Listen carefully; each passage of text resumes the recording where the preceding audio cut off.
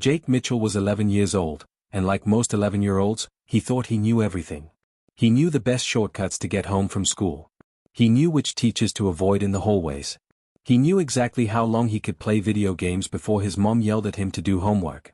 What Jake didn't know was that today, on a completely ordinary Tuesday afternoon in October, his whole life was about to change. The shortcut Jake took every day went through the old industrial district on the east side of town.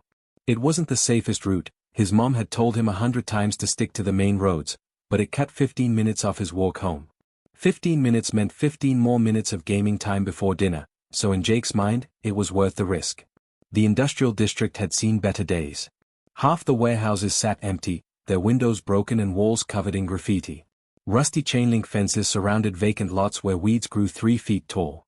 A few buildings still operated, a plumbing supply company, a furniture warehouse, but most had been abandoned years ago when the factories moved overseas. It was quiet, a little creepy, and exactly the kind of place kids were told not to go. But nothing bad ever happened there. Jake had been taking this route for months, and the most exciting thing he'd ever seen was a stray cat fighting with a raccoon over some trash. So when he heard the sound coming from behind the dumpster in the old loading dock, his first thought was that it was probably just another animal. The sound was soft, almost like whimpering. Jake stopped walking and tilted his head, listening.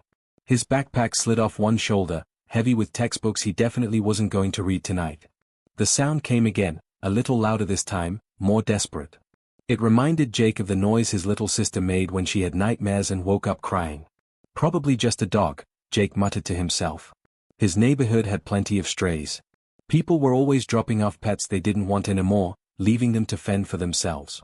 Jake had brought home 3 different dogs over the years, though his mom had only let them keep one. He walked closer to the dumpster, moving slowly so he wouldn't scare whatever was hiding there. The loading dock was old, the concrete cracked and stained with oil. Empty pallets were stacked against one wall, and trash littered the ground, old bottles, fast food wrappers, pieces of cardboard that had been there so long they were practically part of the pavement. As Jake got closer, he realized something was off. The sound coming from behind the dumpster was wrong. It wasn't quite like a dog whimpering or a cat meowing. It was more musical, almost like someone humming a sad song but in notes that didn't quite make sense. The hair on the back of Jake's neck stood up. "Hello?" Jake called out, his voice cracking slightly. He cleared his throat and tried again, deeper this time. "Is someone there?" The sound stopped immediately. Now there was just silence, broken only by the distant hum of traffic from the main road and the rustle of wind through the weeds. Jake took another step closer, his heart starting to beat faster. Part of him wanted to just turn around and keep walking home. Mind his own business. Get back to his normal, boring life. But another part of him, the curious part that got him in trouble all the time, needed to know what was making that sound. He reached the dumpster and peered around the side. What Jake saw made him freeze completely, his brain struggling to process what his eyes were telling him. Behind the dumpster, huddled in a nest made of torn cardboard boxes and dirty plastic bags, was a child. But not a human child. An alien child. Jake had seen aliens before, of course. Everyone had. 3 years ago, when he was 8, first contact had happened. Ships had appeared in orbit, and the whole world had watched as humanity officially joined something called the Galactic Community. It had been on every TV channel, every website, every conversation for months. Aliens were real, and they were here. Since then, aliens had become almost normal. You'd see them sometimes in the city, walking down streets or shopping in stores. The government had set up integration centers to help them adjust to life on Earth. There were new laws, new protocols, new everything. Jake's school had even had an assembly about treating alien visitors with respect and understanding. But Jake had never been this close to one before. And he'd certainly never seen one that looked like this. The alien child was small, maybe the size of a 5-year-old human, though Jake had no idea if that meant anything for their species. Their skin was a grayish-blue color, like the sky right before a storm. Covering their body was something that looked like fur, but softer and finer, almost like the down on a baby bird. It shifted colors slightly in the dim light, going from gray to blue to almost purple. The alien's face was both strange and somehow familiar. 2 large eyes dominated their features, dark eyes that were way too big for their face, with no visible pupils, just deep black pools that seemed to absorb light rather than reflect it. They had a small nose, or at least something that looked like it might be a nose, and a mouth that was pressed into a tight line of fear. What really caught Jake's attention were the arms. The alien had 4 of them. All four arms were wrapped around their thin body, hugging themselves tight as they shivered in the October cold. Jake could see them shaking, could see how their chest moved with rapid, shallow breaths. For a long moment, neither of them moved. Jake just stared, and the alien stared back with those huge, terrified eyes. Then the alien made that sound again, that musical, whimpering noise, and pressed themselves further back against the concrete wall, as if trying to disappear into it. That's when Jake noticed how thin the alien was. Not just thin, skeletal. He could see every rib through their skin, could see how their limbs looked like they might snap if you touched them. The downy covering that should have been fluffy and soft looked matted and dirty, clumped together with what might have been mud or something worse. There were marks on their exposed skin too. Dark patches that might have been bruises. Scratches along one arm. A cut above one eye that looked infected. This wasn't just a kid hiding out. This was a kid in serious trouble. Jake's shock started to fade, replaced by something else. Concern. The same feeling he got when his little sister fell off her bike or when he found that injured bird in the backyard last summer. This was a kid, a different kind of kid, sure, but still a kid, and they were hurt and scared and alone. "Hey," Jake said softly, trying to make his voice sound calm and non-threatening. He crouched down slowly, making himself smaller, less scary. "It's okay. I'm not gonna hurt you." The alien flinched at the sound of his voice, all four arms tightening around their body. They made a series of quick, musical sounds, chirps and whistles that Jake's brain couldn't process into anything meaningful. It was clearly language of some kind, but Jake didn't understand a word of it. "I don't know what you're saying," Jake admitted. "But you don't look so good. Are you hurt? Are you sick?" More musical sounds. The alien's eyes darted around, looking for an escape route, but they seemed too weak to actually run. When they tried to shift position, one of their legs gave out slightly, and they had to catch themselves against the wall. Jake noticed something else then. The alien's eyes weren't just looking at him. They were looking past him, at his backpack. More specifically, at the lunch bag hanging off the side of his backpack. Jake's mom always packed him lunch, even though he told her a million times that 11 was too old to bring lunch from home. This morning she'd made him a turkey sandwich, packed an apple, a bag of chips, and 2 chocolate chip cookies. Jake had eaten the sandwich at lunch, but everything else was still in the bag. The way the alien was staring at that lunch bag made something click in Jake's mind. He'd seen that look before. Not in person, but on TV. In documentaries about famine and poverty.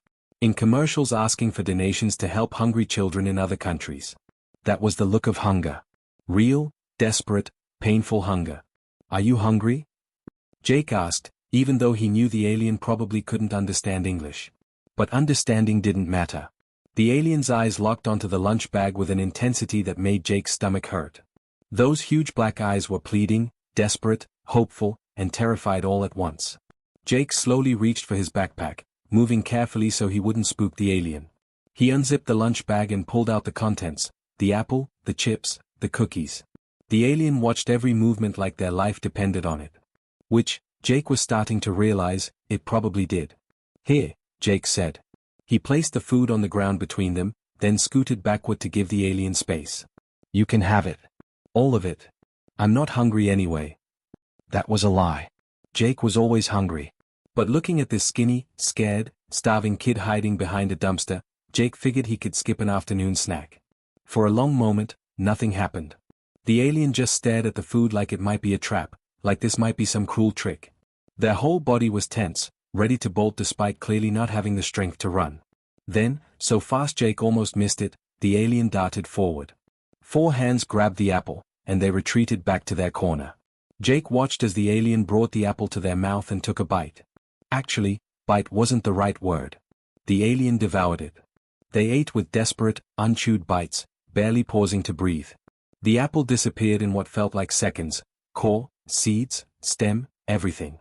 Jake had never seen anyone eat that fast, with that much desperation. The chips were next. The alien ripped open the bag with shaking hands and poured the contents directly into their mouth.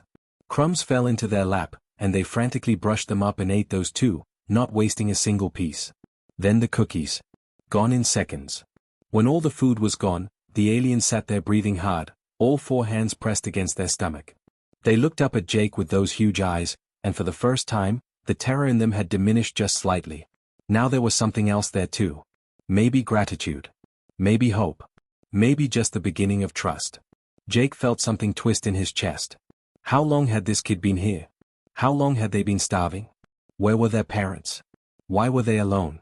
He pulled out his phone, thinking he should call someone. The police? An ambulance? The alien integration center downtown? His mom? But the moment the alien saw the phone, they panicked. They made a sharp, high-pitched sound, almost a shriek, and tried to scramble further back into their corner. But their body wasn't cooperating. One leg buckled completely, and they collapsed onto the cardboard, breathing in rapid, wheezing gasps. Okay. Jake shoved the phone back in his pocket. No phone. I won't call anyone. Just calm down, okay? But the alien wasn't calming down. If anything, they were getting worse. Jake could see their whole body shaking now, could hear how wrong their breathing sounded, too fast, too shallow, with a rattling wheeze that made him think of when his sister had pneumonia last year. This kid wasn't just hungry. They were sick. Really sick. Jake made a decision right then that would change everything. He couldn't call the authorities. He couldn't leave this kid here. He couldn't walk away and pretend he hadn't seen anything. He had to help. Somehow. Even if he had no idea what he was doing. Okay, Jake said, more to himself than to the alien. Okay, here's what we're gonna do. My name is Jake. Jake Mitchell. He pointed to himself. Jake. And I'm going to help you, whether you like it or not. He looked at the alien, at this scared, starving, sick child who'd been abandoned behind a dumpster in an empty warehouse district. Nobody should have to be this alone. Nobody should have to suffer like this. I don't know where you came from or what happened to you, Jake continued, speaking softly. But you're not gonna die here. I promise. I'm gonna figure this out. The alien looked at him with those bottomless black eyes, and Jake hoped they could somehow understand that he meant it. He had no plan. No idea what to do next. No clue how he was going to hide an alien in his house or explain this to his mom or fix whatever was wrong. But he'd made a promise. And Jake Mitchell might have been just an 11-year-old kid who took shortcuts through dangerous neighborhoods and spent too much time playing video games, but he was also someone who kept his promises. Even the impossible ones. Getting an alien child from an abandoned warehouse to his house without being seen turned out to be possibly the hardest thing Jake Mitchell had ever done in his 11 years of life. And that included the time he tried to sneak his sister's hamster to school in his backpack, or when he'd attempted to ride his bike down the steepest hill in the neighborhood on a dare. The first problem was that the alien could barely walk. Their legs kept giving out, wobbling like they were made of rubber instead of bone. Jake had to half carry them, which was incredibly awkward. The alien was light, way too light, honestly, like carrying a bundle of hollow-boned birds, but they had 4 arms that kept getting tangled with Jake's 2 arms, and neither of them could figure out a comfortable way to make this work. Come on, Jake muttered, adjusting his grip for the 3rd time. Work with me here. The alien made soft musical sounds that might have been agreement or might have been complaints. Jake couldn't tell. All he knew was that every few steps, the alien would stumble, and Jake would have to catch them before they face-planted on the sidewalk. The second problem was making the alien look human enough that nobody would freak out if they saw them. Jake pulled off his jacket, his favorite denim jacket with the patches on it, and wrapped it around the alien's shoulders. It was way too big, hanging down almost to their knees, but it covered their gray-blue skin and the downy feathers. Then Jake dug his spare hoodie out of his backpack and pulled it over the alien's head. The hood helped hide their face, and with the jacket wrapped around them, the alien looked like a small kid in oversized clothes. Not normal, exactly, but not obviously alien either. At least not from a distance. Jake just had to pray nobody would look too closely. Keep your head down, Jake instructed, gently pushing the alien's head forward so the hood shadowed their face. And try not to make any sounds, okay? The alien looked up at him with those huge dark eyes, and Jake took that as understanding. Or maybe confusion. Hard to tell. The walk home took forever. What was normally a 15-minute trip stretched into almost 40 minutes because the alien had to rest every block. Jake kept checking his phone, watching the time tick by, calculating how much longer he had before his mom got home from work or his little sister got dropped off from after-school care. His neighborhood was the kind of place where people generally minded their own business. Most folks were at work during the day, and the ones who were home were usually too busy with their own lives to pay attention to what the neighbors were doing. Still, Jake felt like everyone was staring at them. Every car that drove by felt like a searchlight. Every curtain moving in a window felt like someone calling the police. Mrs. Patterson was working in her garden when they passed her house. Jake's heart nearly stopped. Mrs. Patterson was the neighborhood busybody, the kind of person who knew everyone's business and wasn't shy about sharing it. She looked up as they walked by, and Jake prepared for the worst. "Afternoon, Jake," she called out, waving her gardening gloves. "Hi, Mrs. Patterson." Jake called back, trying to sound normal while his heart hammered in his chest. He kept walking, kept the alien moving, didn't slow down. "Who's your friend?" Mrs. Patterson asked, squinting at them. "Just my cousin," Jake lied, the words coming out before he could think. "Visiting from out of town. Not feeling great, so we're heading home." "Oh, poor thing. Hope they feel better soon." "Thanks." Jake waved and practically dragged the alien around the corner before Mrs. Patterson could ask any more questions. His cousin. Jake had just told Mrs. Patterson the alien was his cousin. That was probably the dumbest lie he'd ever told, but somehow it had worked. His hands were shaking as he fumbled with his house key. The house was empty, thank goodness. Mom wouldn't be home from the hospital for another 2 hours. She worked as a nurse in the emergency room, and her shift didn't end until 6. His little sister, Amy, was at the after-school program at the elementary school until 5:30. That gave Jake a window. Not a big window, but enough time to figure something out. Jake helped the alien through the front door and closed it quickly behind them, locking it for good measure. The alien stood in the entryway, swaying slightly, looking around at everything with wide, overwhelmed eyes. They'd probably never seen the inside of a human house before. "Okay," Jake said, more to himself than to the alien. "Okay, we made it. First step done. Now what?" The alien's legs gave out completely, and they collapsed onto the floor of the entryway. Jake rushed to catch them, but he was too late. The alien sat there breathing hard, all 4 arms wrapped around their middle. "Right. You need to lie down." Jake looked at the stairs leading to the second floor, where his bedroom was. There was no way the alien could climb those in their condition. Living room it is. He helped the alien to the couch, practically carrying them the whole way. They weighed so little it was scary. Jake had carried bags of dog food that were heavier. He set the alien down on the cushions as gently as he could, and they immediately curled into a ball, shivering despite the warm house. Jake grabbed a blanket from the closet and draped it over them. The alien's eyes followed his every movement, still wary, still scared, but also too exhausted to do much about it. Now that they were in proper light, Jake could see just how bad things were. The alien's skin wasn't just gray-blue, it had an unhealthy, washed-out quality, like they'd been sick for a long time. The downy feathers that covered their body were matted and clumped together, with bald patches where feathers had fallen out or been rubbed away. Those dark marks Jake had noticed earlier were definitely bruises, and some of them looked fresh. "Food," Jake muttered, suddenly remembering. "You need more food. That apple wasn't nearly enough." He ran to the kitchen and started opening cabinets, pulling out everything he could think of. Bread. Peanut butter. Leftover pizza from last night's dinner. Grapes. Baby carrots. Crackers. Granola bars. String cheese.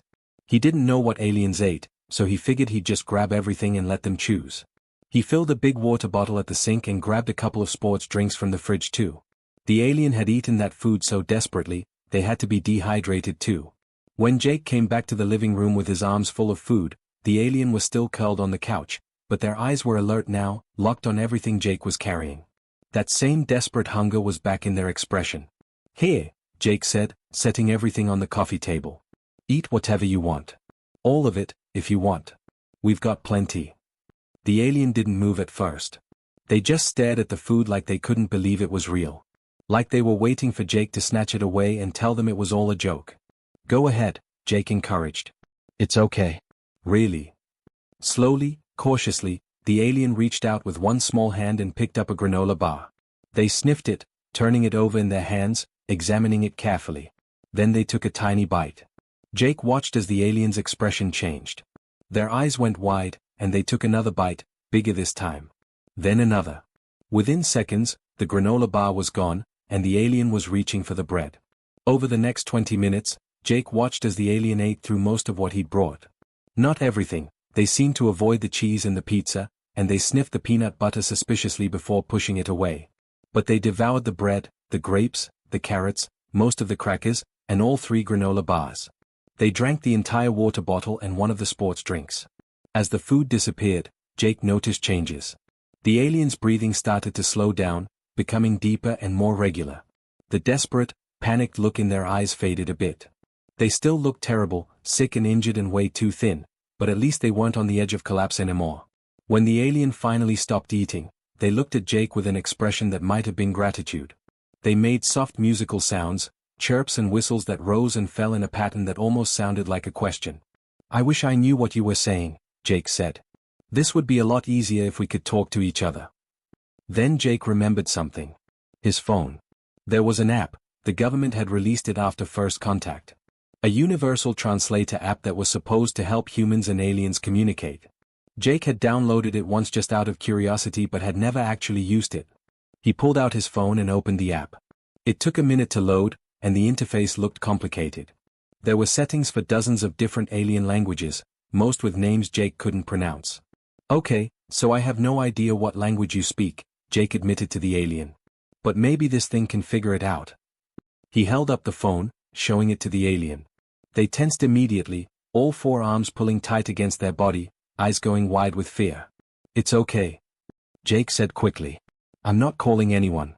This is just a translator. It'll help us talk to each other. See?" He tapped the screen, showing them the interface. "You make sounds, and it turns them into words I can understand." The alien watched the phone like it might explode. But after a long moment, they seemed to relax slightly. Maybe they understood what Jake was trying to do, or maybe they were just too tired to keep being scared of everything. "Can you say something?" Jake asked, holding the phone toward them. "Anything at all?" The alien hesitated. Then they made a series of soft chirping sounds, musical notes that reminded Jake of wind chimes. The phone screen flickered. Text appeared, language detected, Virani. Translating. Then words formed, "Water? More water please." Jake's heart jumped. It worked. The translator actually worked. "Yeah. Yes, absolutely. I'll get you more water right now." Jake jumped up and ran to the kitchen, refilling the water bottle. When he came back, the alien took it with all four hands and drank deeply, water dribbling down their chin. When they finished, Jake held up the phone again. "Can you understand me? When I talk?" The alien nodded. It was a human gesture, which was weird, but also reassuring. Some things were universal, apparently. "Okay, good. That's good." Jake sat down on the floor in front of the couch, keeping some distance so he wouldn't seem threatening. "I'm Jake. What's your name?" The alien made more wind chime sounds. The translator showed, name untranslatable to human phonetics. Approximate sound, Rixalavin. "That's a lot of syllables," Jake said. "Can I call you Riv? Would that be okay?" The alien, Riv, tilted their head to the side, considering. Then they nodded again. "Okay, Riv. I need to understand what happened to you. Where are your parents? Where's your family?" Riv's expression changed immediately, those big eyes filling with something that looked like pain. They made a longer series of sounds, and the translator worked to keep up. "Family gone. Taken. 3 weeks passed. Riv was hiding. They told Riv stay hidden no matter what. Men came. Loud. Scary. They took family away. Riv waited like they said. Waited 3 days. Nobody came back. Riv alone now." Jake felt like someone had punched him in the stomach. 3 weeks. Riv had been alone for 3 weeks. "Why didn't you go get help? There's an integration center downtown. They help aliens." Riv's response was immediate and desperate. "No. No authorities. They send Riv back to Homeworld. Homeworld very bad. Very dangerous. That's why family ran away. If authorities find Riv, they send back. Bad people there will hurt Riv. Will kill Riv's family. Please, please no authorities." Now things were starting to make sense. Riv's family were refugees. They'd fled from whatever planet they came from, probably seeking asylum on Earth. But something had gone wrong. They'd been caught, detained, maybe deported. And Riv had been left behind, too scared to seek help because help meant being sent back to whatever danger they'd escaped from. "I won't call the authorities," Jake promised. "Not if you don't want me to. But Riv, you're really sick. You need a doctor. You need medicine." "No doctors. Doctors report to authorities. Then they send back." Jake wanted to argue, wanted to explain that not all doctors reported people, that his mom was a nurse and she helped everyone regardless of who they were. But he could see the fear in Riv's eyes, could hear the desperation in those musical sounds. This kid had been surviving on pure terror for 3 weeks. They weren't going to trust easily. "Okay," Jake said slowly. No authorities, no doctors. For now. But I can't hide you down here. My mom and sister will be home soon. You need to stay in my room, where they won't see you. Riv nodded, already trying to stand up. But their legs wouldn't cooperate. They made it about halfway off the couch before collapsing back down, breathing hard. Right. You definitely can't walk upstairs. Jake thought for a moment. My closet. It's big enough. I can make it comfortable, and nobody goes in there except me. Over the next 30 minutes, Jake worked faster than he'd ever worked in his life. He helped Riv up the stairs, practically carrying them the whole way. Then he cleared out a space in his closet, shoving aside winter coats, boxes of old toys, the camping gear they never used. He piled blankets on the floor to make it soft, brought in a pillow from his bed, and stashed more food and water bottles where Riv could reach them easily. He found an old camping lantern that his dad had left behind when he moved out last year, and he set that up so Riv wouldn't have to sit in the dark. This is it, Jake said, helping Riv settle into the makeshift nest. It's not much, but it's safe. And it's warm. If you hear voices, my mom or my sister, you have to stay completely quiet, okay? Don't make any sounds at all. Riv nodded, already curling up in the blankets. They looked so small and fragile in there, almost like a baby bird that had fallen out of its nest. Jake, Riv's translated voice came from the phone Jake had left with them. Why help Riv? Humans don't help aliens like Riv. Especially not refugee aliens. Especially not illegal ones. Jake thought about that question. He thought about all the news he'd seen over the past 3 years since first contact. He knew there were a lot of humans who didn't like aliens, who wanted them to leave Earth, who saw them as threats or invaders. He knew that refugee policies were harsh, that families got separated, that kids like Riv fell through the cracks all the time. But he also thought about his grandmother, before she died. She used to volunteer at the homeless shelter downtown. She'd always told Jake that kindness didn't cost anything, but it was worth everything. She'd said that the measure of a person wasn't how they treated the people who could help them back, but how they treated those who had nothing to give. Because you're just a kid, Jake said finally. And you needed help. That's all that matters to me. Riv made a sound like wind chimes in a gentle breeze. The translator marked it as gratitude, emotional overwhelm. Jake, good human. Best human Riv ever meet. Just try to rest, okay? I'll bring you dinner later. And tomorrow, we'll figure out what to do about your family. Jake closed the closet door gently, leaving just a crack so Riv wouldn't feel trapped. Then he heard the front door open downstairs. His mom's voice called out, Jake? You home? His heart jumped into his throat. Yeah, Mom? Just doing homework. Come help me with groceries. Jake took one last look at the closet door, whispered stay quiet, and headed downstairs to face his mom, hoping she couldn't see the guilt written all over his face. He'd just hidden an alien refugee in his closet. He'd just committed to helping them, protecting them, keeping them safe from authorities. Jake Mitchell had no idea what he'd gotten himself into. But there was no going back now. Keeping Riv hidden turned out to be both easier and harder than Jake had expected. The easy part was that his life was naturally chaotic enough that nobody really paid close attention to what he was doing. His mom, Carol, worked 12-hour shifts at the hospital emergency room, often coming home exhausted and just wanting to eat dinner and collapse on the couch. His 8-year-old sister, Amy, was completely absorbed in her own world of dolls, cartoons, and whatever drama was happening with her friends at school. Neither of them seemed to notice that Jake was acting differently. The hard part was that Jake had never been good at lying. He was the kind of kid who got caught sneaking cookies before dinner because his guilty face gave him away immediately. And now he was trying to hide an alien refugee in his closet while pretending everything was completely normal. It was the most stressful thing he'd ever done. Sneaking food upstairs 3 times a day without anyone noticing was especially nerve-wracking. The first morning, Jake had set his alarm for 5:30 a.m., an hour and a half before he normally woke up. He'd crept downstairs in the dark, made 2 peanut butter sandwiches, grabbed an apple and a banana, and filled a water bottle. Then he'd snuck back upstairs, trying not to make the steps creak. Morning, Riv had whispered when Jake opened the closet door. The translator app was getting better at picking up Riv's soft sounds. Jake, wake very early. Had to make sure nobody saw me bringing you food, Jake explained, handing over the breakfast. How are you feeling? Better. Much better. Thank you. That became their routine. After 2 days of trial and error, Jake had developed a system that actually worked. He'd wake up early, bring Riv breakfast, and spend a few minutes talking before his mom and sister woke up. At school, he'd pack an extra lunch, telling his friends he was going through a growth spurt and was hungry all the time. After school, he'd go straight to his room, claiming he had tons of homework, and he'd bring dinner to Riv later when everyone else was distracted by TV or their own activities. The hardest part was dinner. His mom insisted on family dinners at least a few times a week, which meant Jake had to sit at the table and eat while knowing Riv was upstairs in the closet, probably hungry. He started taking smaller portions, then claiming he was full and asking if he could save the leftovers for a late-night snack. His mom thought it was weird but didn't push it.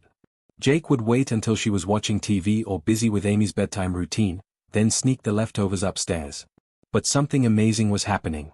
Riv was getting better. After just 2 days of regular food and water, the changes were visible. The desperate, terrified look that had been permanently etched in Riv's eyes was starting to fade, replaced by something that looked like cautious hope. The aliens still barely spoke, still flinched at every unexpected noise, still pressed themselves into the back corner of the closet whenever they heard voices in the house. But Jake could see improvement.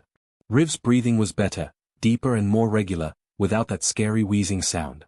The shaking that had been constant when Jake first found them had mostly stopped. Riv could stand up now without their legs giving out, could walk around Jake's room a little when everyone else was asleep. They were still way too thin, still had those bruises and that unhealthy gray pallor to their skin, but they weren't dying anymore. That was something. On the third day, Jake woke up early as usual and brought breakfast to the closet. When he opened the door, he found Riv sitting up, actually looking alert instead of barely conscious. "Morning," Jake whispered. "Got you some toast and eggs today. Mom made a big breakfast, so I was able to sneak extra." "Jake is very good at sneaking," Riv said through the translator. There was something in their tone, if Jake was reading it right, that might have been amusement. "I'm really not," Jake admitted, sitting down cross-legged outside the closet. "I'm actually terrible at it. I keep expecting my mom to figure it out and bust me. She's really smart. She's gonna notice eventually that food keeps disappearing." Riv ate the eggs carefully, using their fingers since Jake hadn't figured out how to sneak silverware upstairs without it being obvious. Riv doesn't want to make trouble for Jake. Maybe Riv should leave. "No," Jake said, louder than he meant to. He lowered his voice to a whisper. "No, you can't leave. You're not strong enough yet, and you have nowhere to go. Besides, I promised I'd help you find your family." That's what had been keeping Jake up at night. The question of what had happened to Riv's family. 3 weeks ago, they'd been taken by loud, scary men. That could mean a lot of things, but Jake had a pretty good idea what it meant. Immigration enforcement. Federal agents rounding up undocumented aliens. The more Jake thought about it, the more it made sense. First contact had been 3 years ago, but it hadn't magically solved all of Earth's problems. There were still governments, still borders, still laws about who could stay and who had to leave. Just like there were rules about humans immigrating to other countries, there were now rules about aliens coming to Earth. Refugees, people fleeing danger in their home countries, were supposed to be protected. That was the law, at least in theory. But Jake knew from news reports he'd seen that the system didn't always work the way it was supposed to. Sometimes refugee families got detained anyway. Sometimes they got deported back to the very places they'd been trying to escape from. If that's what had happened to Riv's family, Jake needed to find out where they'd been taken. And he needed to figure out if there was any way to help them. That afternoon, Jake told his mom he was going to the library to work on a school project. Which wasn't entirely a lie, he was doing research, just not for school. The Riverside Integration Center was in the downtown area, about a 30-minute bus ride from Jake's house. He'd seen it before but never been inside. The building was modern, all glass and steel, with signs in multiple languages. Some of the languages used regular letters. Others were symbols Jake didn't recognize. A few looked like mathematical equations or musical notes. Inside, the waiting area was busy. There were humans and aliens sitting in chairs, filling out forms, talking to workers behind desks. Jake saw a tall alien with purple skin and too many joints in their legs. Another one that looked almost human except for the fact that their eyes were on stalks. A family of small, furry creatures that reminded Jake of talking teddy bears. Jake approached the main desk, where a tired-looking human woman was typing on a computer. She looked up when Jake walked over. "Can I help you, sweetie?" she asked. Yeah. Hi. I'm doing a school project," Jake said, using the lie he'd prepared on the bus ride over. "It's about the integration program. How it works and stuff. Can I ask you some questions?" The woman smiled. "Sure, honey. But if you need official information, you'll need a parent's permission for anything detailed. Oh, no, just general stuff. Like. Jake tried to sound casual. How do aliens register when they first come to Earth? What happens if their paperwork gets lost or something? The woman pulled up information on her computer. Well, all aliens entering Earth legally go through galactic community checkpoint stations. They're given biometric identification, kind of like a fingerprint, but more advanced. It's linked to their home world records. If their physical ID card gets lost, they can request a replacement through the system. What about refugees? Jake asked, his heart beating faster. Like, people who come here because their home planet is dangerous. The woman's expression shifted slightly, becoming more guarded. Refugees are a bit more complicated. They have to apply for asylum, which means proving they'd be in danger if they returned home. The process can take months or even years. But what if someone came here and didn't go through the official process? Like, what if they just showed up because they were running from something really bad? That would make them undocumented, the woman said carefully. Under the Integration Act, any undocumented alien found on Earth is detained and processed for deportation unless they can prove a valid asylum claim. It's similar to how immigration worked before first contact, just on a bigger scale. Jake felt his stomach sink. Has anyone ever just disappeared? Like, aliens who were here legally but then nobody could find them. The woman studied him more closely now, her expression concerned. Honey, why are you asking these questions? This doesn't sound like a school project. It is. Jake said quickly. I'm just trying to understand how everything works. For the report. My teacher's really picky about details. What's your teacher's name? And which school do you go to? Jake panicked. He couldn't give real information. What if she called the school to verify? I should probably go, he said, backing away from the desk. Thanks for your help. He practically ran out of the building, his face burning. That had been a disaster. He'd been too obvious, asked too many specific questions. But at least he'd learned something important. If Riv's family had been undocumented refugees, they would have been detained and processed for deportation. Which meant there would be records somewhere. Jake just had to figure out how to find them. His next stop was the public library, the actual library this time. Jake found a computer in the back corner and started searching through news archives. He typed in search terms, alien detention, refugee deportation, immigration enforcement. Most of the articles were about policy debates and political arguments. Nothing useful. Then Jake tried searching for local news from 3 weeks ago, around the time Riv said their family was taken. There. A small article buried in the local news section, dated exactly 3 weeks ago, 3 aliens detained in immigration sweep, community groups protest enforcement actions. Jake's hands shook as he clicked on the article. It was short, just a few paragraphs. Federal immigration agents had conducted raids on several addresses suspected of housing undocumented aliens. Multiple individuals had been detained and were being held pending deportation hearings. The article mentioned that some family members had evaded capture. One line jumped out at Jake. Among those detained were members of the Virani species, who advocates say are fleeing political persecution on their home world of Vex 9. Virani. That was Riv's species. The translator app had identified Riv's language as Virani. Jake kept reading.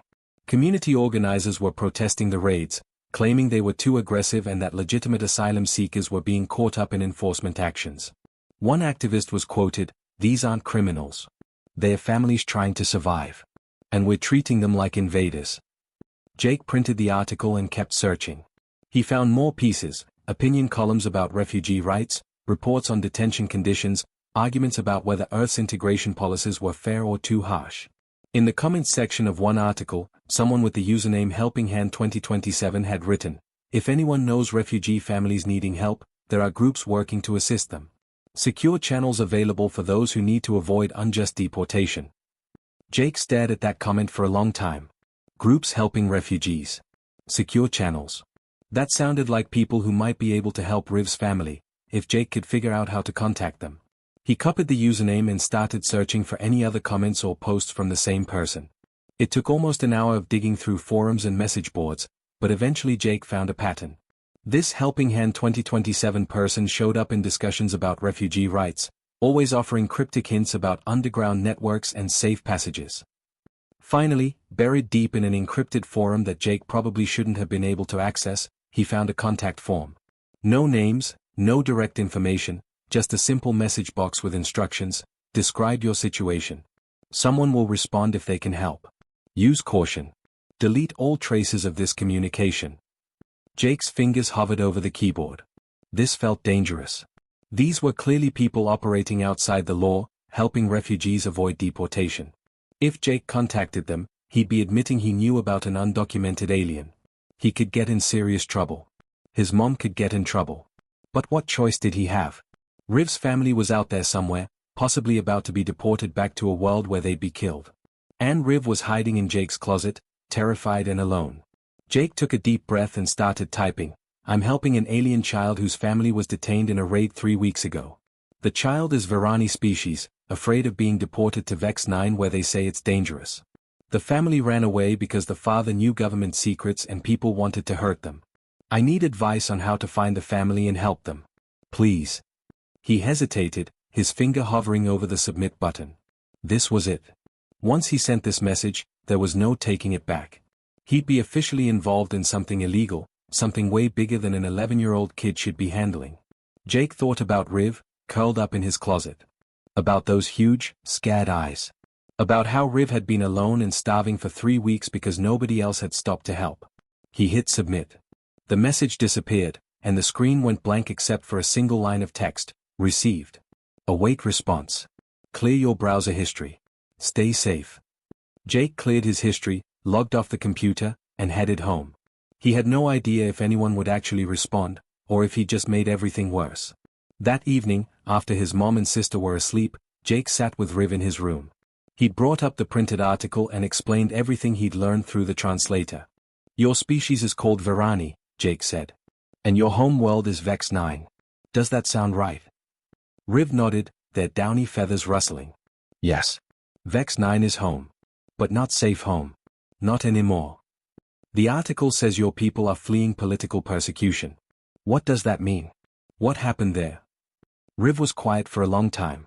When they finally spoke, their musical sounds came out slow and sad. Government on Vex 9 is very bad. They lie. They hurt people who tell truth. Riv's father worked for government. He learned bad things, secret things. He was going to tell everyone the truth. But government found out. They said they would kill whole family if father talked. So family ran away. Came to Earth. Thought Earth would be safe. But it wasn't, Jake said quietly. No.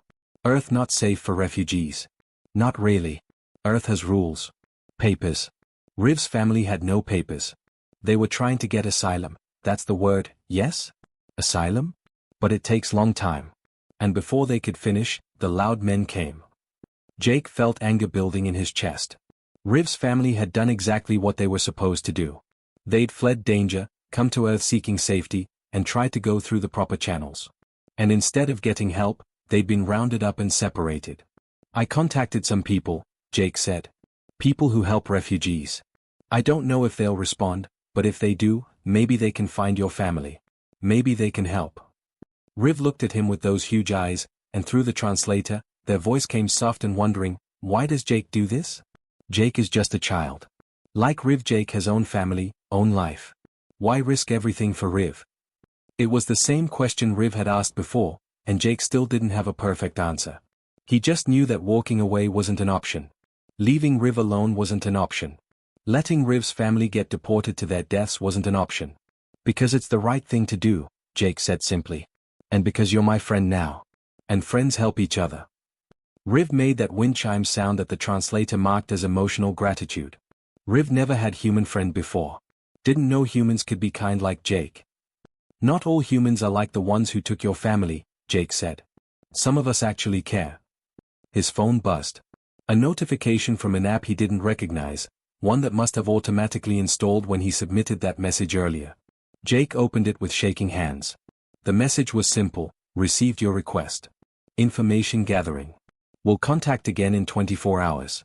Keep child safe. Tell no one. Delete this app after reading. Jake showed the message to Riv, whose eyes went wide. Someone is helping? Riv asked.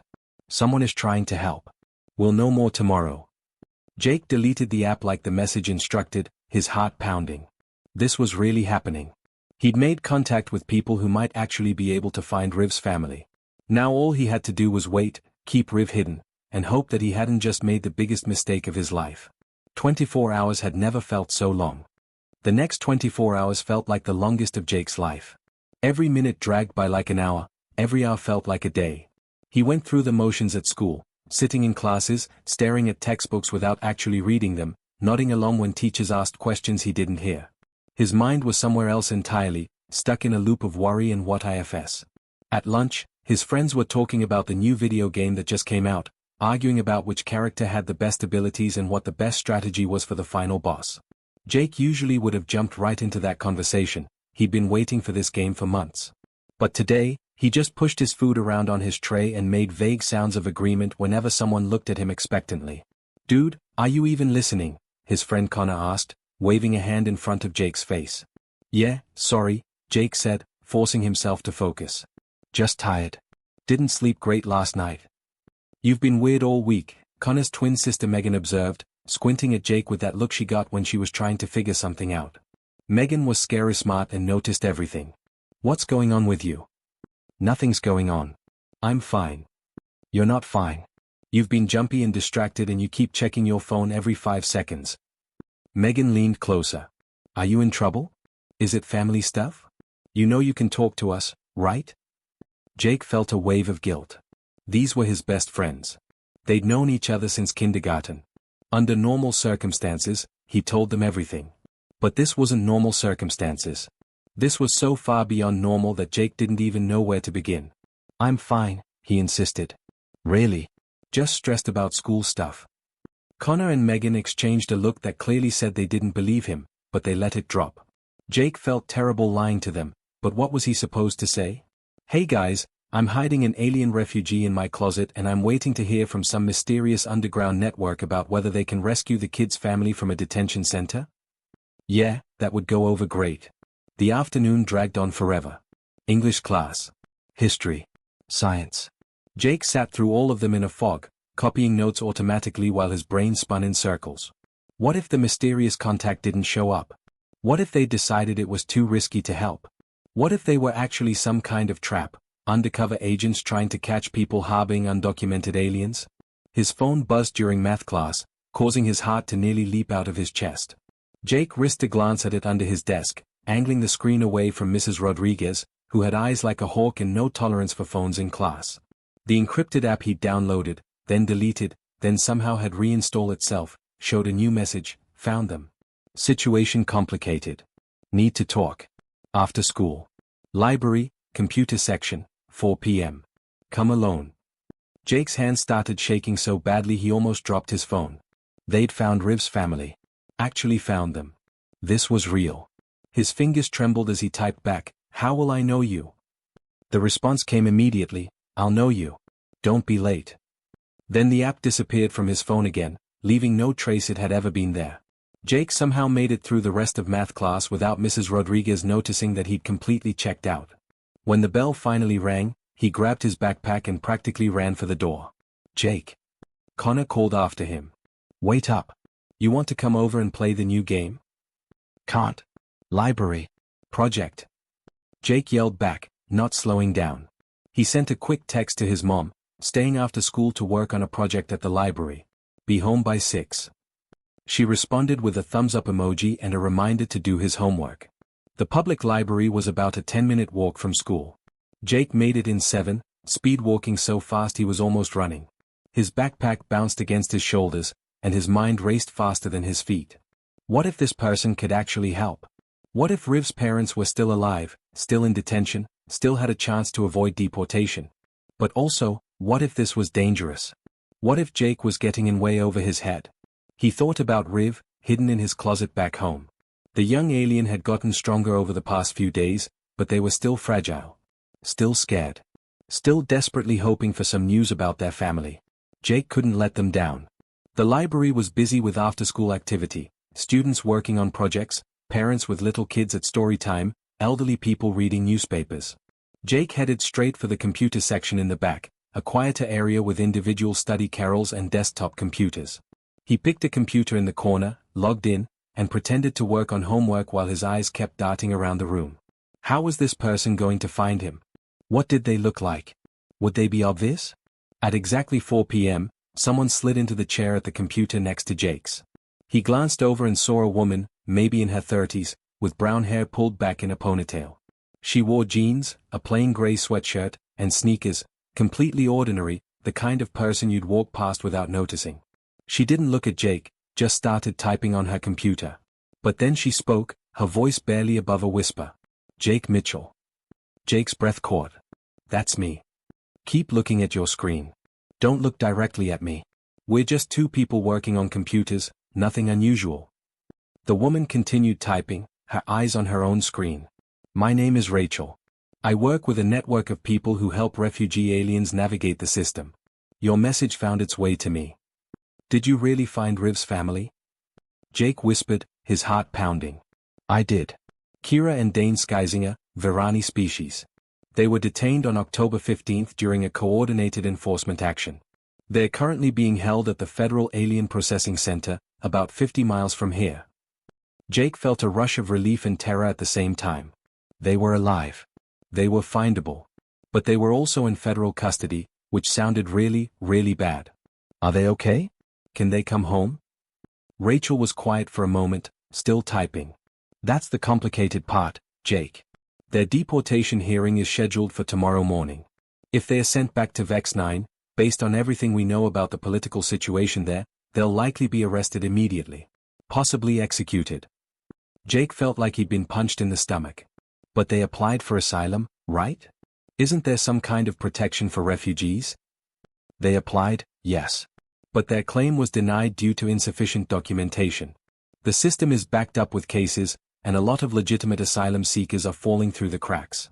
It's not right, but it's what's happening. So what do we do? Jake asked desperately. There has to be something. Rachel finally glanced at him, and Jake saw the seriousness in her eyes. There might be.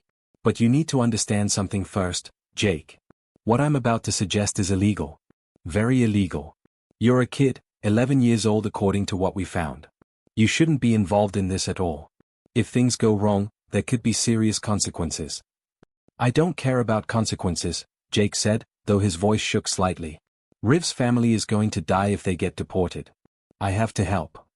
You've already helped more than most adults would, Rachel said gently. You saved that child's life. You kept them safe when no one else would. That matters. But what comes next, it's bigger than you. It's dangerous. Tell me anyway. Rachel studied him for a long moment, then seemed to make a decision. She pulled out a tablet and angled it so only Jake could see the screen. It showed a map of what looked like a government facility. Buildings, fences, parking lots, guard posts. This is the processing center where Riv's parents are being held, Rachel explained quietly. Tomorrow morning at 6 a.m., a transport vehicle will take them and several other detainees to a spaceport for off-world deportation. Once they're on that transport, they're gone. But between now and then, there's a window of opportunity. What kind of opportunity? The processing center isn't maximum security. It's designed to temporarily hold aliens awaiting hearings, not to function as a prison. There's a service entrance on the east side that has less security monitoring than the main entrance. If someone were to create a distraction at the main gate, say, a protest that required security personnel to respond, it's possible that people could exit through that service entrance without being immediately detected. Jake's eyes widened. You're talking about breaking them out. I'm talking about giving them an opportunity to not be on that transport tomorrow morning, Rachel corrected carefully. But it requires precise coordination. We'd need a distraction team at the main gate. Transportation ready and waiting at the service entrance. And most critically, we'd need the detainees to know exactly when and where to move. How do you get that information to them? Can you visit them? Send them a message. No official visits are allowed for security reasons. No phone calls. The facility is locked down tight. Rachel paused. But Virani have a unique ability. They can communicate telepathically with other Virani within a certain range, about 50 miles. It's species-specific, works through some kind of biological quantum entanglement that scientists don't fully understand. The connection is strongest between family members. Jake's mind raced. So if Riv got close enough. If Riv was within range and willing to try, yes. They could potentially communicate with their parents. Tell them the plan. Coordinate the timing. Rachel looked at Jake seriously. But that means bringing Riv out of hiding. Taking them to a location closer to the processing center. Exposing them to risk. Where would we need to go? We have a safe house about 40 miles from here. It's close enough for Varani telepathic communication to work, but far enough from the city to be secure. If you could get Riv there tonight, we could attempt contact with their parents and set everything in motion for tomorrow morning. Jake's head was spinning. This was so much bigger than he'd imagined. So much more dangerous. What if we get caught? If you get caught, you're a minor who got in over his head. You'd face consequences, but probably not severe ones. Your mother might face questions about why she didn't know what you were doing. But the adults involved, my team, the people creating the distraction, we're facing federal charges. Aiding and abetting, obstruction of justice, possibly conspiracy. We know the risks, and we've accepted them. Why? Jake asked. Why would you risk that much for people you don't even know? Rachel smiled sadly. Because someone has to. Because the system is broken, and people are dying because of it. Because we'd like to believe that Earth is actually the kind of planet that offers sanctuary to those who need it, not just in words but in actions. She paused. But Jake, you need to understand, this is your choice. You've already done more than anyone could ask. You can walk away right now. Tell me where Riv is, and my people will handle everything from here. You don't have to be part of this. Jake thought about it. He could walk away. Go back to his normal life. Let the adults handle the dangerous stuff. Nobody would blame him. But then he thought about Riv, curled up in his closet, eating breakfast that Jake had snuck upstairs that morning. He thought about how Riv's voice sounded through the translator when they talked about their parents, that mixture of hope and grief. He thought about his grandmother's words, kindness doesn't cost anything, but sometimes courage does. Tell me what to do, Jake said. I'm in. Rachel nodded, like she'd expected that answer. Okay. Here's the plan. Your mom works the night shift tonight at Mercy Hospital, correct? How do you? Jake started, then stopped. Right. You did research on me. We had to. Your mom works midnight to noon tomorrow. Your sister stays with a neighbor, Mrs. Wilson, until your mom gets home. That gives you a window tonight. Can you get Riv out of your house without being seen? Jake thought about the tree outside his window, the one he'd climbed down dozens of times when he wanted to sneak out. Yeah. I can do that. There's a bus that runs from your neighborhood toward the highway. Route 47. Catch the 7:30 p.m. bus heading west. Get off at the last stop, it's called Pinewood Junction. Someone will be waiting in a blue sedan. They'll take you and Riv to the safe house. How will I know it's the right person? They'll ask you what your favorite subject in school is. You say history. Then they'll say they prefer math. That's how you'll know it's safe. Jake's hands were shaking again. This felt like something out of a spy movie, not real life. But it was real. Very real. What happens at the safe house? We have a Varani adult there who can help Riv make the telepathic connection with their parents. It's not easy. Riv is young and probably hasn't been trained in long-range communication. But with assistance and the biological imperative of reconnecting with family, it should work. Once contact is established, we can relay the plan for tomorrow morning. And then what? Then we get you and Riv back home before anyone realizes you've been gone. You go to school tomorrow like normal. Whatever happens at the processing center, you're not involved. You're just a kid who helped hide a refugee and didn't know anything about the extraction. What are the chances this actually works?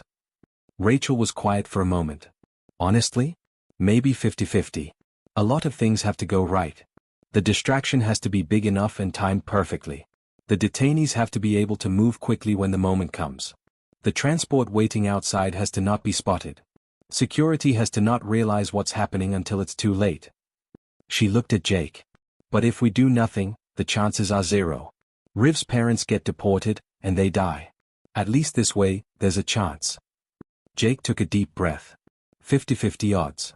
Not great. But better than nothing. Okay, he said. I'll do it. I'll get Riv there tonight. Rachel reached over and squeezed his shoulder briefly. You're a brave kid, Jake. Braver than most adults I know. But remember, if at any point tonight you feel unsafe or you change your mind, you can back out. Call this number. She slid a piece of paper across to him with a phone number written on it. Just say wrong number and hang up. We'll know to abort. Jake pocketed the paper. I won't back out. I believe you. Now go home. Act normal. Do your homework, have dinner with your family, be a regular kid for a few more hours. At 7 p.m., get Riv ready to move. Dress them in regular clothes, nothing that looks obviously alien. Keep their head covered. At 7:20, sneak out however you can and head to the bus stop. Got it? Got it. One more thing, Jake. After tonight, delete any apps that mysteriously appeared on your phone. Clear your browsing history. Don't talk about this with anyone. As far as the world is concerned, you're just a kid who found a lost alien and kept them safe until their family could be located through proper channels. Understand? I understand. Rachel stood up, stretched like she'd just finished working on a boring project, and walked away without looking back. Jake sat at his computer for another 10 minutes, pretending to work, his heart racing and his mind spinning. He was really going to do this. Tonight, he was going to sneak Riv out of his house, take them to a safe house run by people operating outside the law, and help coordinate a jailbreak of alien refugees from federal custody. Jake Mitchell, 11-year-old kid who got nervous asking questions in class, was about to become part of an illegal rescue operation. His grandmother's voice echoed in his head again. The measure of a person isn't how they treat the people who can help them back, but how they treat those who have nothing to give. Riv had nothing to give. But they needed help. And Jake was in a position to give it. That was all that mattered. He packed up his backpack, left the library, and headed home to prepare for the most important night of his life. Jake barely slept that night. His body was exhausted, but his brain refused to shut down. Every time he closed his eyes, he saw a dozen different scenarios playing out, some where everything went perfectly, but more where everything went horribly wrong. He kept checking his phone, even though he knew there wouldn't be any messages. Rachel had been clear, radio silence until it was over. The mission to the safe house had gone smoother than Jake expected. He'd waited until his mom left for her night shift, then gave Mrs. Wilson enough time to get comfortable on the couch with her crossword puzzle and cup of tea. At exactly 7:20 p.m., Jake had helped Riv climb out his bedroom window, both of them using the old oak tree to get down to the ground. Getting Riv onto the bus had been nerve-wracking. Even dressed in Jake's oversized hoodie and sweatpants, with a baseball cap pulled low over their face, Riv didn't look quite human. Their movements were too fluid, too precise. Their hands, when they occasionally peeked out from the sleeves, had that distinctive gray-blue tint. But it was dark, the bus was half empty, and nobody looked at them too closely. At Pinewood Junction, the blue sedan had been waiting exactly as promised. A man in his 40s with kind eyes had rolled down the window and asked, "What's your favorite subject in school?" "History," Jake had answered, his voice shaking only slightly. "Really? I always preferred math." They'd driven for 20 minutes to a small house on a quiet suburban street. Inside, Jake had met Rachel again, along with two other humans and a Virani adult named Kelvin. Kelvin was taller than Riv, with darker gray skin and longer downy feathers, but the family resemblance was unmistakable. What happened next was something Jake would remember for the rest of his life. Kelvin had sat with Riv in the center of the living room, speaking in soft, musical tones that Jake's translator couldn't quite catch. Slowly, both Virani had gone very still. Their downy feathers stood on end, creating an almost glowing effect around their bodies. They made sounds, not quite words, more like harmonics, like someone humming multiple notes at once.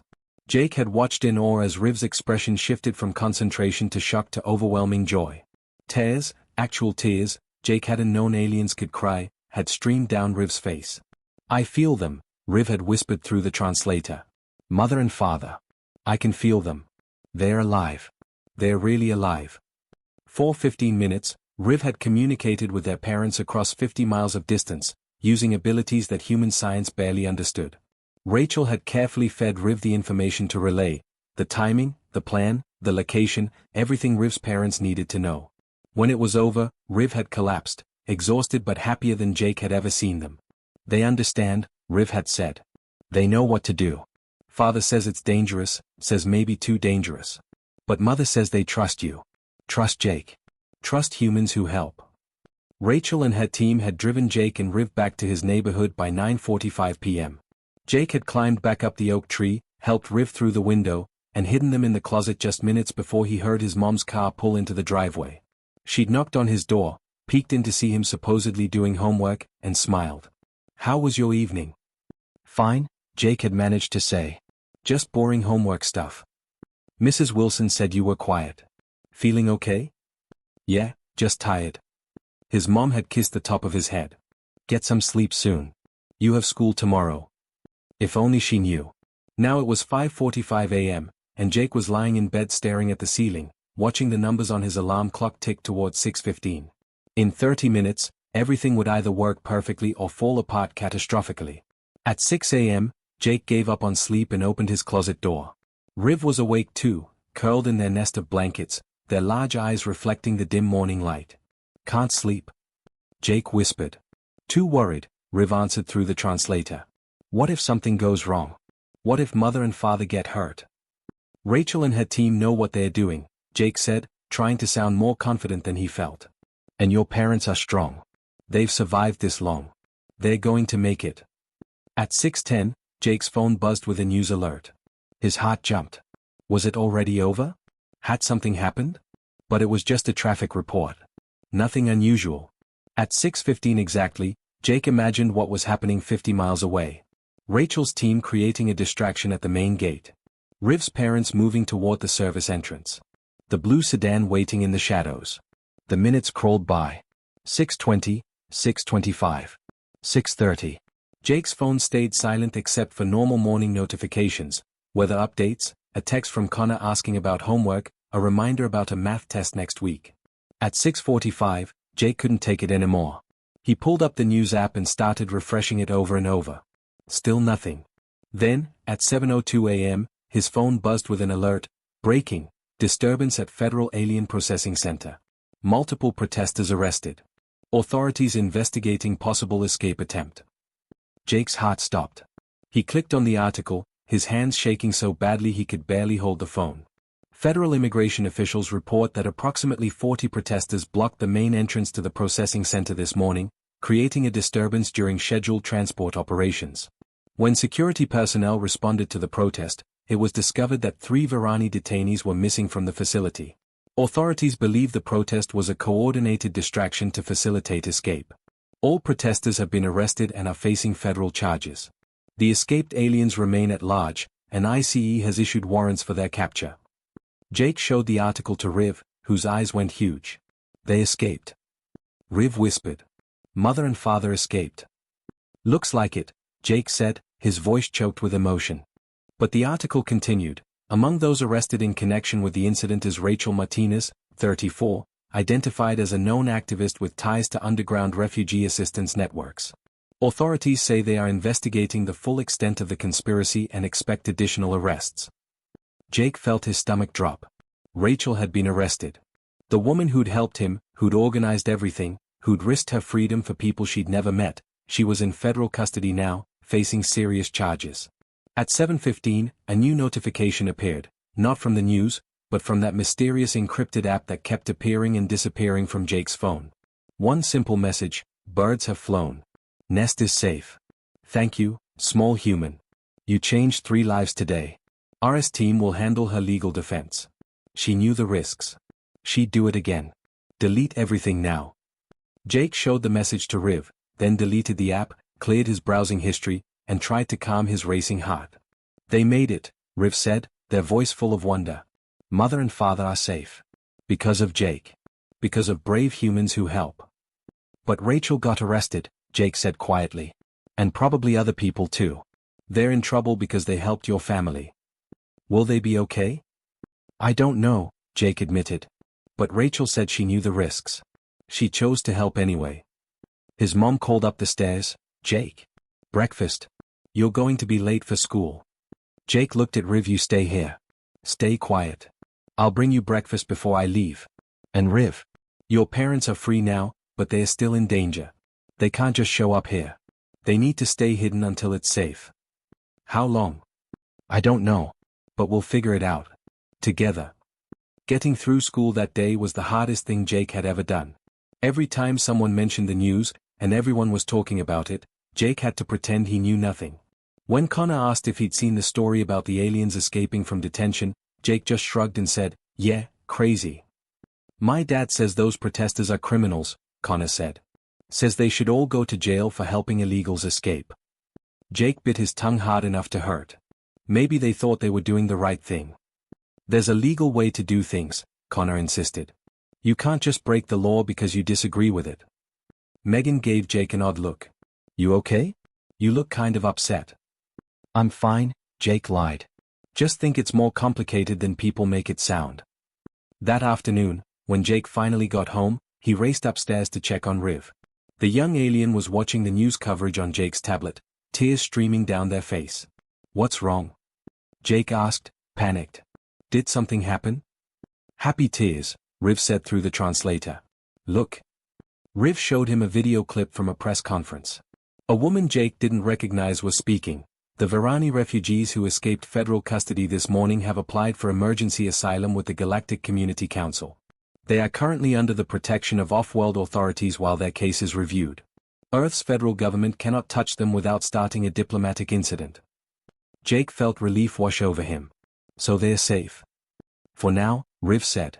And they sent message. Through Kelvin. They want to see Riv, but too dangerous. Must wait until asylum is approved. Could take weeks. Maybe months. But they are alive. They are free. That's what matters. Over the next few days, the story dominated the news. The arrested protesters became the center of a huge debate. Some people called them heroes standing up for refugee rights. Others called them criminals who'd broken the law. Lawyers volunteered to defend them. Fundraising campaigns appeared online. Politicians argued on TV about whether the protest had been justified. Jake's mom watched the coverage with a troubled expression. One evening, she muted the TV and looked at Jake seriously. This whole situation, she said. The refugees, the protest, the arrests. What do you think about it? Jake chose his words carefully. I think, sometimes the rules don't make sense. Sometimes people are in danger, and following all the proper procedures means they die while waiting for paperwork. I think the people who helped those aliens escape were brave. Even if what they did was illegal. His mom studied him for a long moment. That's a very mature perspective, Jake. Very empathetic. She paused. If you ever found yourself in a situation where someone needed help, really needed help, I hope you'd come talk to me about it. Even if you thought you might get in trouble. Okay? Jake felt his throat tighten. Okay, Mom. Good. She unmuted the TV. Oh, and Jake? We're going to make a donation to the Legal Defense Fund for those protesters. If you want to contribute some of your allowance, I think that would be nice. Jake stared at his mom in surprise. Really? Really? Those people sacrificed their freedom to save lives. The least we can do is help pay for decent lawyers. She smiled at him. You know, your grandmother would have loved this whole story. She always said that the law and justice aren't always the same thing, and we have to use our conscience to know the difference. That weekend, everything changed again. Jake was in his room with Riv, who was now strong enough to move around freely, though they still spent most of their time in the closet out of habit, when someone knocked on the front door downstairs. Jake froze. Stay here. Don't make a sound. He crept to the top of the stairs and listened to his mom answer the door. Mrs. Mitchell? My name is Kelvin. I'm a friend of a friend. I believe you have something that belongs to my friends. Jake's heart stopped. Kelvin. The Varani from the safe house. His mom's voice was confused. I'm sorry, I don't understand. May I come in? It's about your son. And about a child who has been staying in your house for the past week. There was a long silence. Then, Jake. Can you come down here please? Jake walked downstairs on shaking legs, preparing for the worst. His mom was going to kill him. Ground him forever. Be so disappointed. But when he reached the living room, he found his mom, Kelvin, and two other Varani standing in the entryway. The two new Varani looked thin and exhausted, but their eyes were full of hope and desperate longing. Jake, Kelvin said through a translator device, I'd like you to meet Kira and Dane Skysinger. Riv's parents. Jake couldn't speak. Couldn't move. His mom looked at him with an expression he couldn't read. Jake, is there something you need to tell me? Before Jake could answer, Riv appeared at the top of the stairs. The young alien stood there frozen for one heartbeat. Then, with a sound like wind chimes in a storm, Riv practically flew down the stairs. What happened next made Jake's eyes fill with tears. Riv crashed into their parents, all four of their arms wrapping around two sets of four arms. The three Varani held each other, making harmonious sounds that needed no translation. They were sounds of love, of relief, of a family reunited against impossible odds. Jake's mom watched the reunion, then looked at her son. Her expression was complicated, part anger, part concern, part something that might have been pride. "We need to have a very long talk," she said quietly. "About decision-making, about safety, about when to involve adults." She paused. "But first, I think our guests probably need food and rest. Jake, why don't you order some pizzas? And set up the guest room. It looks like we're going to have company for a while." Kira, Riv's mother, approached Jake with tears streaming down her face. Through Kelvin's translator, she said, "Jake Mitchell, you saved our child's life. You saved our family. In Varani culture, this creates a bond that can never be broken. You are our family now. Forever." Dane added, "We came to Earth believing in ideals, freedom, justice, sanctuary for those in need. The system failed us. But you, an 11-year-old child, showed us what those ideals truly mean. We will never forget." Over the next hours, Jake learned what had happened. After escaping the processing center, Riv's parents had been taken to a galactic community embassy, where they'd formally requested asylum. The council was reviewing their case, and early indications suggested it would be approved. In the meantime, they were under diplomatic protection. Earth's government couldn't touch them. Rachel and the other arrested protesters were facing charges, but lawyers from around the country had volunteered to defend them. A legal defense fund had raised over $1 million. Public opinion was shifting. Some politicians were calling for reform of the refugee system. "None of this would have happened without you," Kelvin told Jake. "One child's choice to show kindness created ripples that are changing policies, changing lives." That night, after the Skysingers had been fed and settled in the guest room, Jake's mom sat him down for that promised long talk. "I'm grounded, aren't I?" Jake said. "Oh, you're so grounded," his mom confirmed. "A month. Minimum. Possibly forever." Then her expression softened. "But I'm also incredibly proud of you. And terrified. And angry that you didn't trust me enough to ask for help. And amazed at what you accomplished." "I'm sorry I didn't tell you," Jake said. "I was scared you'd make me turn Riv in. I might have. At first. Before I understood the full situation." His mom pulled him into a hug. "But Jake, you can't do something this dangerous alone again. Promise me. Next time, and God, I hope there isn't a next time, you come to me. We figure it out together. Deal?" "Deal." 6 months later, Jake received an invitation to a ceremony. The Galactic Community Council, having approved the Skysingers asylum claim, was formally recognizing humans who had assisted refugee families. Rachel and her team were being honored. And so was Jake Mitchell, age 11, who'd found an abandoned alien child behind a dumpster and decided that being kind mattered more than being safe. At the ceremony, Rachel, released on bail while her case wound through the courts, gave a speech. "People ask me if I regret what I did. If the arrest, the charges, the possibility of prison time, was worth it. And I tell them to look over there." She pointed to where the Skysinger family stood together, Riv holding both parents' hands. 3 lives saved. A family reunited. A child who will grow up knowing that when they needed help, they found it. Was it worth it? Every single consequence was worth that. Then she looked at Jake. "But the real hero isn't me or my team. It's an 11-year-old boy who saw someone in trouble and decided to help, even though it was scary and complicated and way beyond what any kid should have to handle. Jake Mitchell showed us what humanity at its best looks like." The audience, humans and dozens of alien species, erupted in applause. That night, Jake's mom framed the certificate he'd received and hung it on his bedroom wall. Right next to it, she hung something else, a photo from the ceremony, showing Jake standing between Riv and their parents, all of them smiling. "You know what your grandmother would say if she could see this?" his mom asked. "What?" "That kindness doesn't cost anything, but sometimes courage does. And you, my son, had both when it mattered most." Jake looked at the photo, at Riv's happy face, at a family together because people had chosen to help instead of look away. "Mom?" Jake said quietly. "If someone else needed help like that, I'd do it again." His mom sighed. "I know you would. And that terrifies me. But it also makes me prouder than I can say." She kissed the top of his head. "Just maybe talk to me first next time, okay?" "Okay." As Jake lay in bed that night, Riv was staying with their parents in an apartment the galactic community had provided, but they visited almost every day. He thought about how one choice had changed everything. One decision to stop and help instead of walking past. He'd learned that the universe was bigger and more complicated than he'd imagined. That rules and justice weren't always the same thing. That sometimes doing the right thing meant risking everything.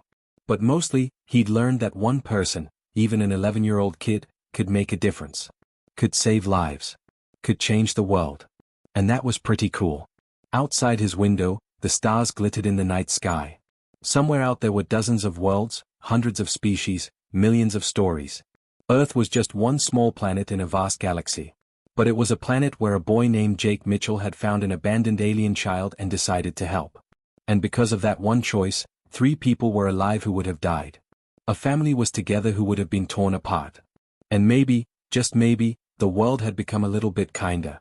Jake smiled, closed his eyes, and finally slept peacefully, knowing he'd done something that mattered. The rescue was complete. The family was safe. And humanity had proven, at least in one small way, that they deserved their place among the stars.